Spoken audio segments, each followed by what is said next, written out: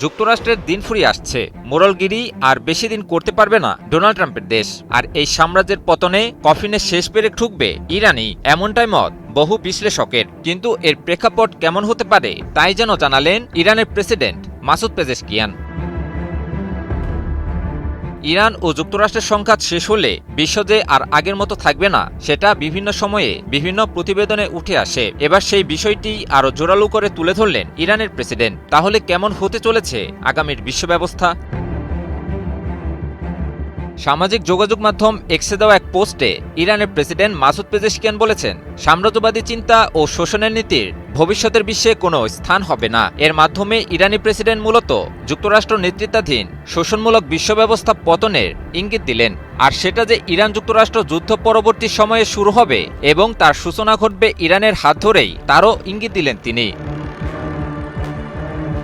পোস্টে ইরানি প্রেসিডেন্ট বলেন, ইরানের নীতি পারস্পরিক সম্মান ও অভিন্ন স্বার্থের ভিত্তিতে বন্ধুত্বপূর্ণ সম্পর্ক জোরদারের উপর প্রতিষ্ঠিত। তিনি বলেন, সাম্রাজ্যবাদী মানসিকতা ও শোষণের রাজনীতি ভবিষ্যতের পৃথিবীতে টিকতে পারবে না। এ সময় এর একটি বিপরীত বিশ্বের চিত্রের দিকেও ইঙ্গিত দেন তিনি, যা হবে অনেক বেশি সহনশীল, উদার এবং ভারসাম্যপূর্ণ বিশ্ব। উদাহরণস্বরূপ পেজেশকিয়ান ইরানি সংস্কৃতির গভীরে প্রথিত সহনশীলতার উল্লেখ করেন। পেজেশকিয়ান আরও বলেন, নিপীড়নের বিরুদ্ধে সংগ্রাম ইরানের ইতিহাসের গুরুত্বপূর্ণ অংশ। একই সঙ্গে দেশের অগ্রগতি ও জাতীয় পরিচয় রক্ষার এই যাত্রা ভবিষ্যতেও অব্যাহত রাখার ঘোষণাও দেন তিনি। একই সাথে বিশ্বকেও শোষণকারীদের বিরুদ্ধে সংগ্রাম বজায় রাখারও ঘোষণা দেন ইরানের প্রেসিডেন্ট। বিশ্লেষকদের মতে কয়েক দশক ধরে যুক্তরাষ্ট্র তার আধিপত্যের জেরে সারা বিশ্বে তার সাম্রাজ্যবাদী ব্যবস্থা কায়েম করে রেখেছিল। যারাই যুক্তরাষ্ট্রের সেই আধিপত্যের বেড়াজাল অতিক্রম করতে চেষ্টা করত, তারাই যুক্তরাষ্ট্রের তীব্র রোষানলের শিকার হতো। ইরান যুদ্ধও ছিল তারই একটা উন্মত্ত বহিঃপ্রকাশ। কিন্তু কৌশলী ইরান বছরের পর বছর ধরে সারা বিশ্বে যুক্তরাষ্ট্রের কৃতকর্ম থেকে শিক্ষা নিয়ে যে কোনো পরিস্থিতির জন্য প্রস্তুতি আগে ভাগেই সেরে রাখে। ফলে যুক্তরাষ্ট্রের সাথে যুদ্ধ শুরু হওয়া মাত্রই কঠোরতার সাথে চোখে চোখ রেখে লড়াই চালিয়ে যায় ইরান। যুদ্ধের এক পর্যায়ে এসে বিশ্বের প্রতাপশালী পরাশক্তি যুক্তরাষ্ট্র বুঝতে পারে দীর্ঘদিনের আধিপত্য এখন আর ইরানের উপর কাজ করছে না। আর এতেই কেবল যুক্তরাষ্ট্রই নয়, পুরো বিশ্বই রীতিমতো হতবাক।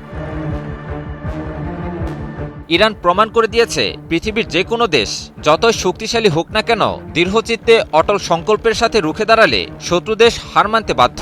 যুক্তরাষ্ট্রের বিরুদ্ধে ইরানের এই অদম্য প্রতিরোধ স্পৃহা সারা বিশ্বের জন্যই এক অনন্য নজির স্থাপন করল।